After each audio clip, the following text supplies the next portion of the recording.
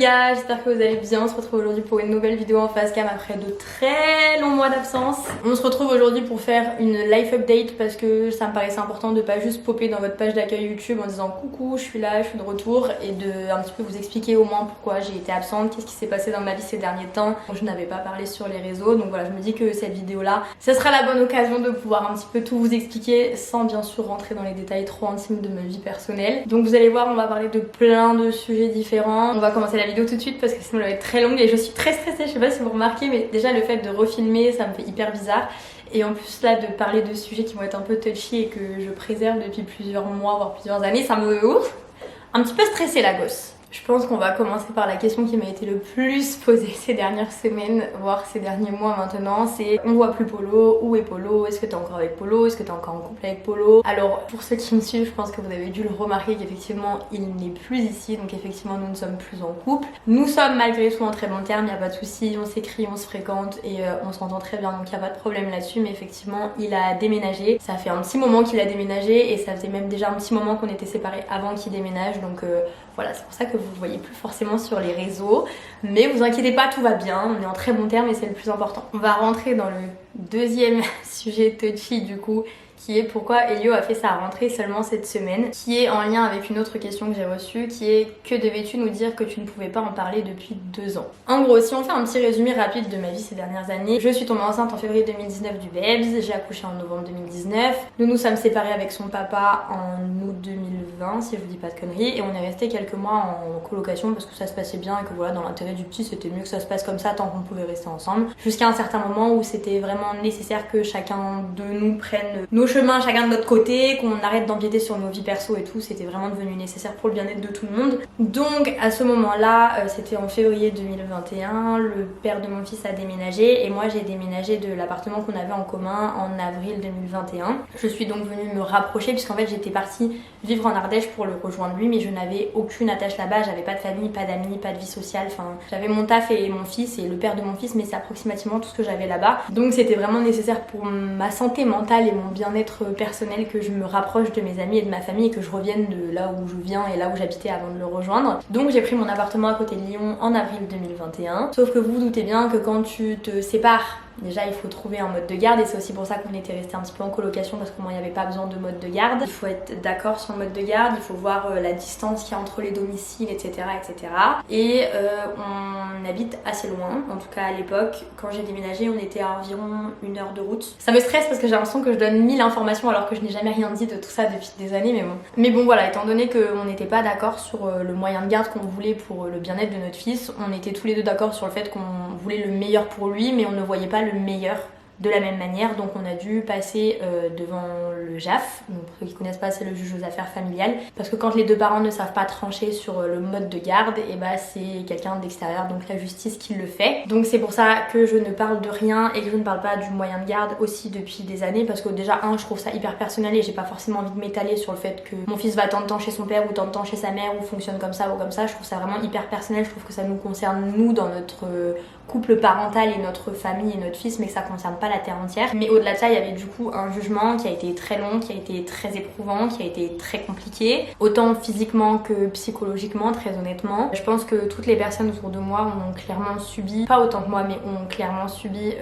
toute la pression que moi j'avais. En gros, sans vous donner trop de détails, mais ça a commencé cette truc-là du jugement en février 2021 et ça s'est clôturé en novembre 2022, qui est aussi pour ça que je ne parlais pas de ce sujet-là qui est pour moi très touchy, qui nous concerne et qui était très prenant étant donné qu'on était sans cesse dans l'ignorance en fait. Ça a pesé sur mes amis, ça a pesé sur ma famille, ça a pesé sur Polo, ça a pesé sur moi. Faut être honnête sur le fait que depuis que la procédure est en cours, je ne suis clairement plus la même personne. Alors ça m'a vraiment bouffée de l'intérieur depuis quasiment 2 ans maintenant. C'est aussi pour ça que je ne parlais pas de ça parce que c'était un sujet beaucoup trop sensible à mon goût. Et voilà, on a eu un premier jugement, il y a eu un appel du jugement et là l'appel du jugement vient juste de tomber, ce qui est aussi pour ça que le petit n'est pas allé à l'école en septembre comme les autres enfants de son âge, puisqu'en fait on n'était pas d'accord sur la scolarisation d'Elio et donc on avait besoin que le juge tranche à notre place autant sur le moyen de garde que sur la scolarisation. Donc voilà, maintenant que c'est tranché,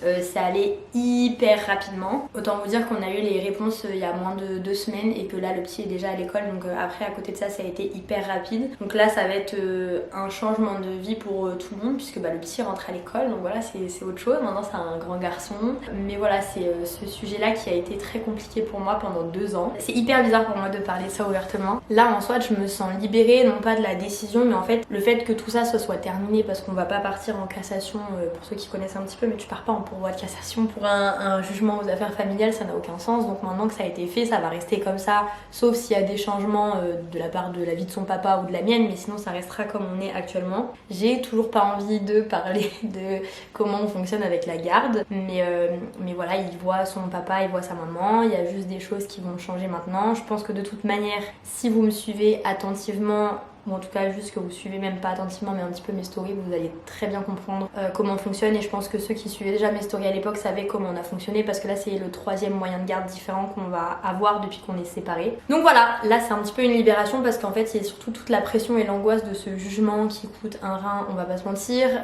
qui est terminé en fait. Vraiment quand j'ai eu mon avocate au téléphone, autant vous dire que j'ai pleuré en mode genre c'est bon, c'est fini, genre c'est fini, là on peut passer à autre chose, je peux redevenir la personne que j'étais avant, ou en tout cas redevenir la Ombeline sans le stress, sans l'angoisse, sans l'anxiété, sans les crises d'angoisse, enfin voilà. Donc bon, c'est une bonne nouvelle. Là l'important surtout c'est que Elio ait pu rentrer à l'école. Et du coup c'est aussi pour cette raison que Elio n'est pas rentré à l'école au mois de septembre, puisqu'il fallait qu'on soit d'accord, et vu qu'on n'était pas, c'est le juge qui devait trancher, donc on devait attendre la décision du juge. Bref, voilà, on va clôturer sur ce sujet là, mais vous allez je pense pouvoir découvrir une nouvelle Ombeline, dans le sens où genre là c'est moi quoi. C'est plus la Ombeline angoissée, stressée, anxieuse et tout ça, même si j'ai toujours une part de ça dans mon corps parce que ça fait partie de ma personnalité, mais là c'est moi, genre là ça va être moi maintenant et ça va faire du bien. Bref, voilà, un des sujets touchy est passé aussi, le sujet polo c'est fait, le sujet jugement c'est fait. L'objectif de cette vidéo c'est quand même de me libérer et non pas de pleurer, donc il faut que je fasse attention à la manière dont je parle pour pas me rendre trop émotive. Bosses-tu encore en tant qu'aide à domicile? Ça fait du coup quasiment 3 mois que je suis en arrêt de travail. J'ai été en arrêt par rapport à mon moral parce que, comme je vous l'ai dit encore une fois juste avant, le jugement ça a été une très grosse pression pour moi, et j'étais à un stade où j'arrivais plus, c'était un enfer, je pouvais plus, je bouffais jugement, je réfléchissais jugement, je respirais jugement, je pensais qu'à ça tout le temps, et donc ça me bouffait clairement la santé morale déjà. Bref, là ça fait 3 mois que je suis en arrêt, je suis censée reprendre officiellement la semaine prochaine, que le jugement s'est terminé, que j'arrive un petit peu à me stabiliser. Je pense que je vais me mettre en congé encore quelques jours à la suite de cet arrêt, parce que voilà, il se passe quand même pas mal de choses aussi dans ma tête, je réfléchis beaucoup, je sais pas si je veux rester dans cette voie là, honnêtement je ne pense pas. J'ai d'autres projets qui m'attendent que j'espère pouvoir faire aboutir, mais je ne pourrais pas les faire aboutir si je suis dans ce métier là et si je ne suis pas épanouie dans ce métier là. Donc voilà, pour l'instant je suis encore en arrêt pendant une semaine. Je pense que je vais prendre quelques congés, mais que clairement la démission n'est pas très loin, parce que j'ai besoin de me concentrer sur les projets qui vont me faire vibrer, et ce n'est plus un métier qui me fait vibrer. Voilà. Ça c'est une question hyper intéressante et je sais même pas comment y répondre. Si tu devais résumer ta vie à la honte de 2019, tu lui dirais quoi? Je pense que très honnêtement, je lui dirais bon courage ma grande, parce que tu vas vivre des trucs, t'es pas prête. Parce que la honte de 2019, elle était en soit en fonction de comment tu la prends dans l'année, elle était soit pas enceinte, soit elle venait juste d'accoucher. Et clairement, elle était pas dans la vie que j'ai maintenant, et je pense qu'à aucun moment donné, il y a 2 ans, je me serais imaginé avoir cette vie-là. Je me serais imaginé vivre seule, je me serais imaginé être influenceuse, parce que clairement, il y a 2 ans, je l'étais pas. J'étais pas non plus auxiliaire de vie il y a 2 ans, j'étais même pas encore maman, j'étais enceinte. Enfin, si vraiment je devais lui dire un truc à la honte de 2019, je pense que je lui dirais bon courage ma grande, mais il y a que du mieux qui t'attend. Ça va être très compliqué le chemin, ça va être très long, ça va être très éprouvant, mais tu te rendras compte que t'as beaucoup plus de force que ce que t'imagines, et tu seras heureuse, c'est sûr. Parce que même si là à mon stade je suis pas à 1000% heureuse, je le suis beaucoup plus que ce que j'étais il y a quelques mois, et ça se ressent. Je sais pas si vous arrivez à le ressentir, mais je sens que genre là je suis sur la pente montante quoi, genre on va du bon côté du sommet.